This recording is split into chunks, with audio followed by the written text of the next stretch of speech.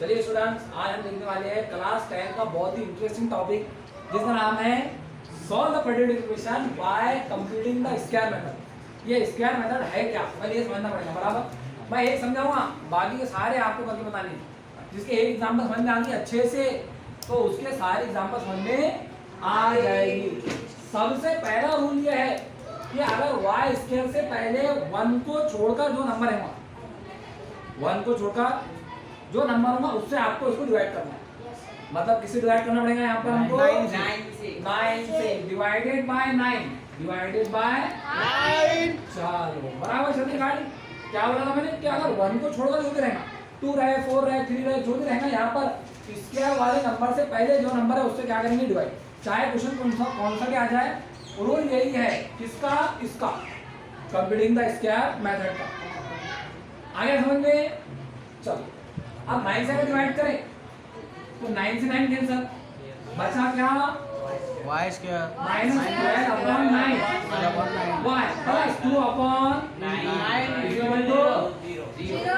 अरे 12 और 9 3 से डिवाइड होते कि नहीं होते?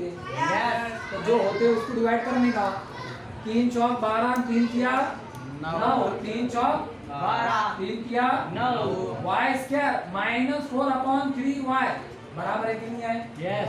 और दूसरा रूल यहाँ से ये सुनो, पहला रूल तो ये बता देता मैंने आपको। दूसरा रूल ये है कि जो c की वैल्यू है नहीं आपको उसको उधर ट्रांसफर करके इक्वेशन नंबर 1 देना है।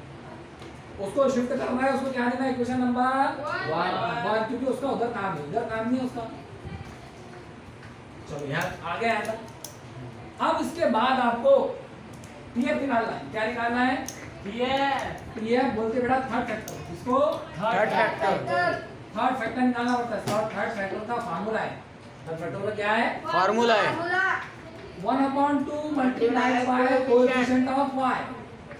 कोएफिशिएंट ऑफ y का जो कोएफिशिएंट है मतलब y से पहले जो लगा हुआ है, समझ में आ रही है बात?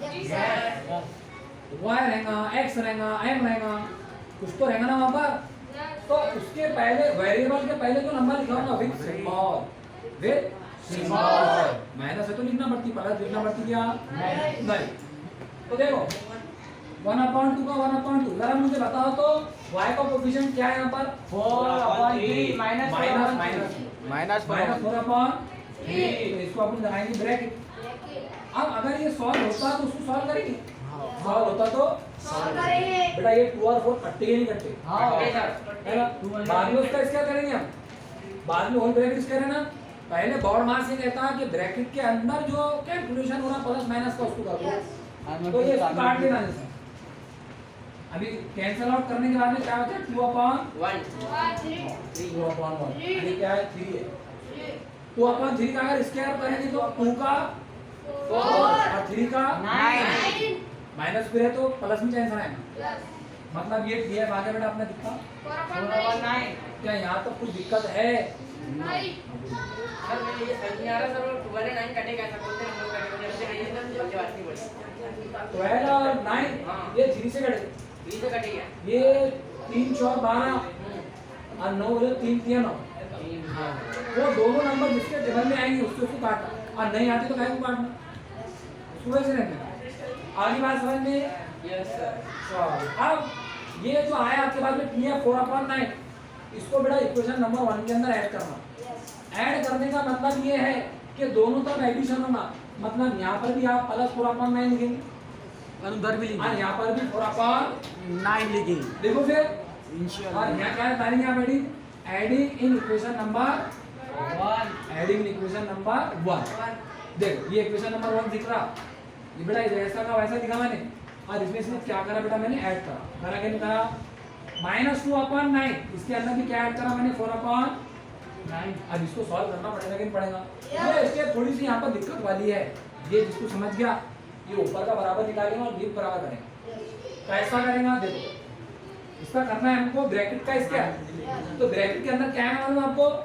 पहला जो वेरिएबल है उसको लिख दो स्क्वायर रूट के साथ, तो y स्क्वायर का y लिखेंगे। यहाँ पर जो सिंबल है उसको लिखना, और आखिरी वाला जो नंबर रहता उसका स्क्वायर रूट देना। जैसे y स्क्वायर का स्क्वायर रूट ये y, तो 4/9 का 4 का 2 और 9 का 3 मतलब 2/3। 3 क्या ये समझ में आया? हाँ यस सर ये हर क्वेश्चन में आएगा आपको। आपको उसको ब्रैकेट बनाना है, कॉपी के ऊपर 2 लिखने के है स्क्वायर रूट के, और यहाँ से जो स्क्वायर मिलेगा उसको सिग्नल लिखना, और यहाँ से सिंबल लेना, और यहाँ से इसका स्क्वायर रूट लेना। सर, लगा वो 4 symbol 25 का 5। हाँ, कल सिंबल का प्लस में तो यहाँ प्लस। प्लस लिखना पड़ेगा।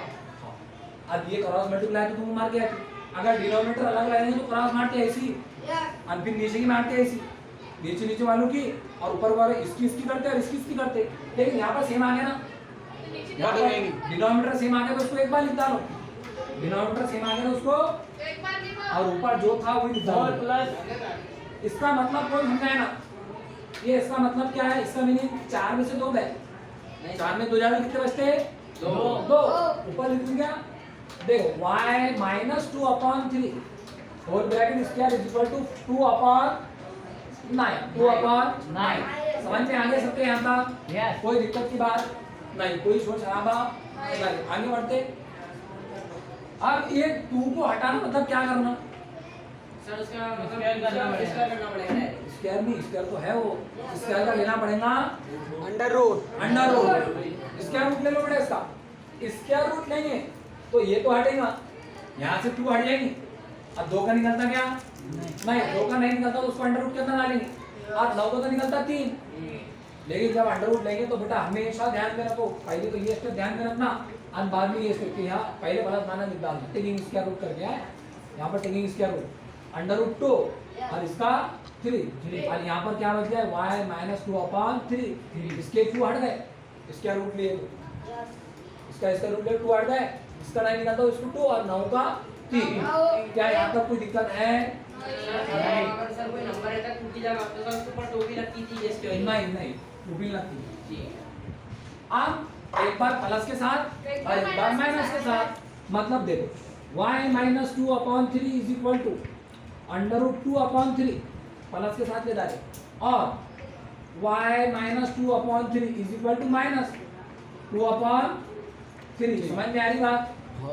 अब ये माइनस को उधर ले जाओ और ये भी माइनस को उधर ले जाओ, तो क्या आ जाएगी बेटा? इतने सामने अंडर रूट 2/3 प्लस 2/3 और y is equal to minus root 2 plus 2/3। क्या यहाँ पर भी डिनोमिनेटर सेम है? और डिनोमिनेटर सेम रहा तो उसको कितने बार लिखते? एक बार। और ऊपर जो झगड़े होते वो झगड़े कर डालते। तुम तुम्हारा नीचे लिखते हो क्या है? हम ऊपर झगड़ा बेटा खत्म के साथ। ये आंसर आ गया, ये क्या आ गया आंसर? ये प्लस में आया और वो माइनस में आया, और y is equal to minus 2 plus 2/3। क्या ये आपके समझ में आ गया? Okay sir. उम्मीद करते हैं आपके बहुत अच्छे तरीके से समझ में आया होगा। अब मैं आपको इसी के मुताबिक दूसरा क्वेश्चन देने वाला हूँ और आपको ये सॉल्व करना है।